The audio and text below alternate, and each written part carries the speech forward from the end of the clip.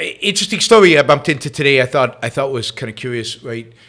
So there's a big deal now about electric vehicle charging stations, right?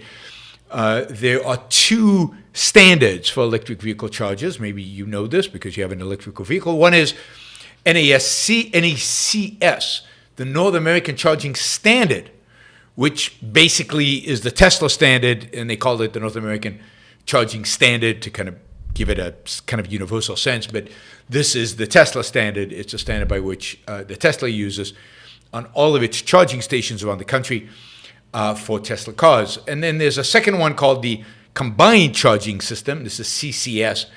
And CCS is kind of the non-Tesla charging stations, which I guess are different. They have a different plug, and they have a different size, and they're just different. I'll give you some stats on them in a little bit.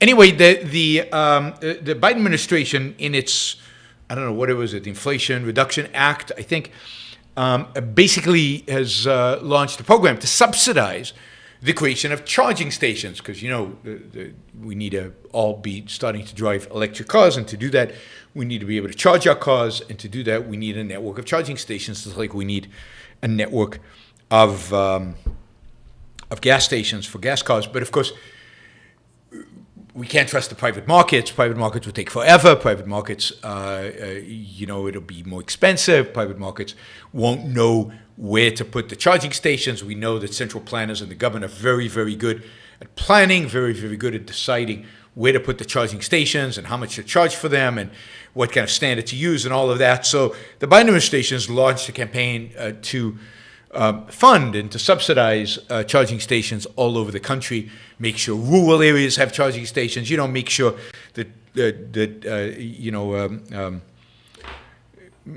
make sure that you can lose money and still be okay, which is basically what it is. Anyway, so and Tesla, in the meantime, is expanding its charging stations on the basis of the profit motive, I guess, and on the basis of providing its customers with available charging stations. And what's interesting is because Tesla has done so much and has produced so many charging stations, they have now signed a deal with both Ford and General Motors, whereas Ford and General Motors will start using the Tesla charging stations, and they'll start using the North American Charging Standard, the standard developed by Tesla. So new Ford cars and new GM cars, as my understanding goes, will be using this new plug and this new system to charge their cars. Not up until now, they've been using the combined charging system, the general charging system,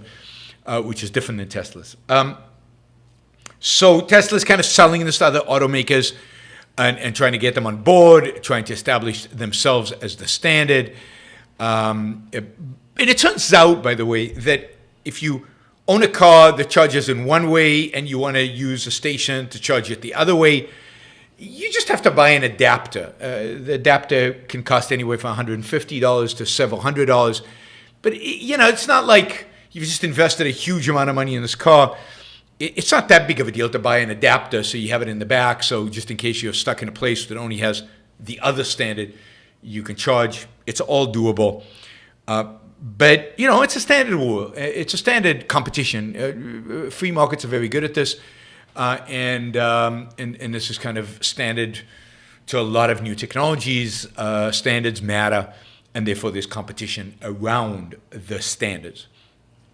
Anyway, the Biden administration announced today that they will start providing subsidies to Tesla charging stations, but only if they include the combined charging system. Not sure what exactly that means.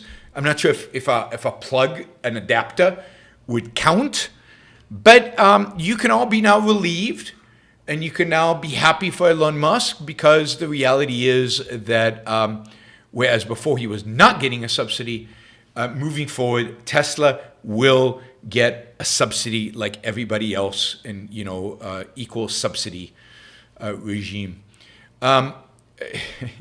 There's a, I guess there is a like a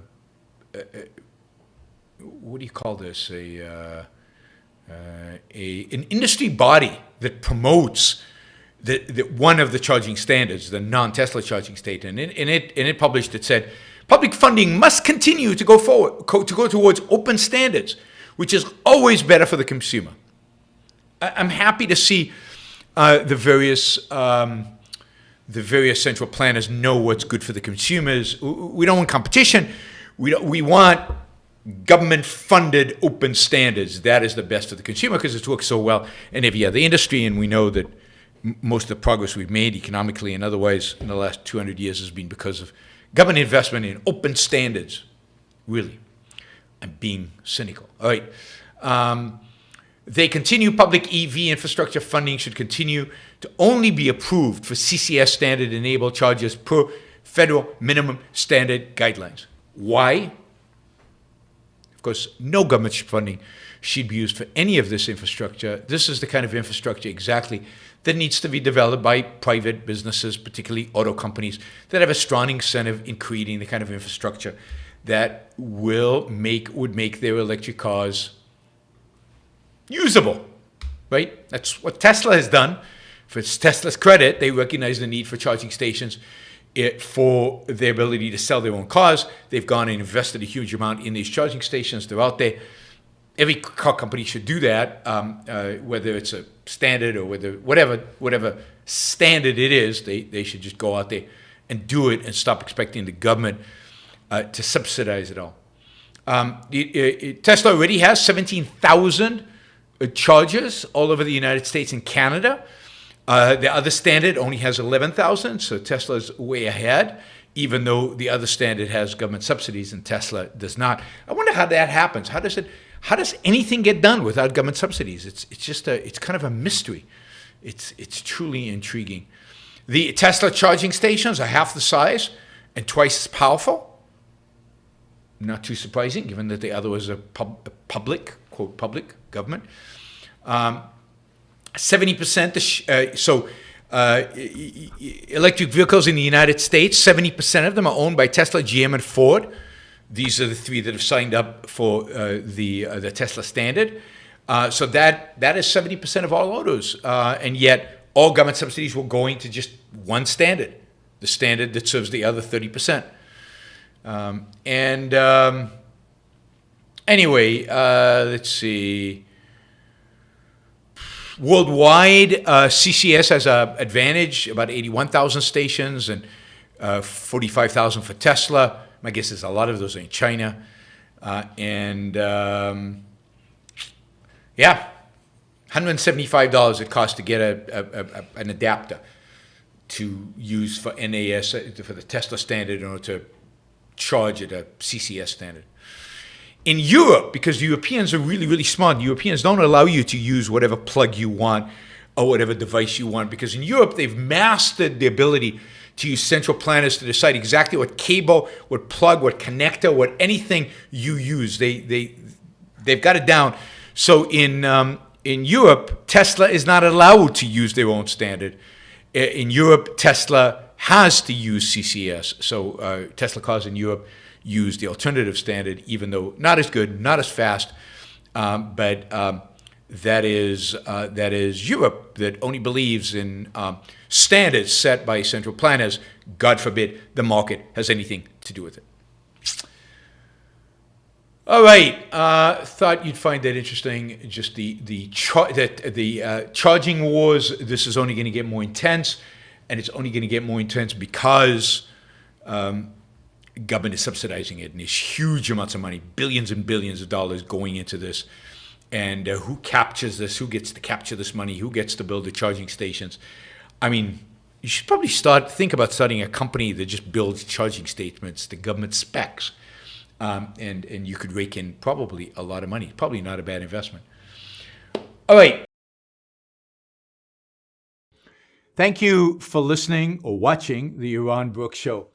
If you'd like to support the show, we make it as easy as possible for you to trade with me. You get value from listening. You get value from watching. Show your appreciation. You can do that by going to yaronbrookshow.com/support, by going to Patreon, Subscribestar, Locals, and just making a appropriate contribution.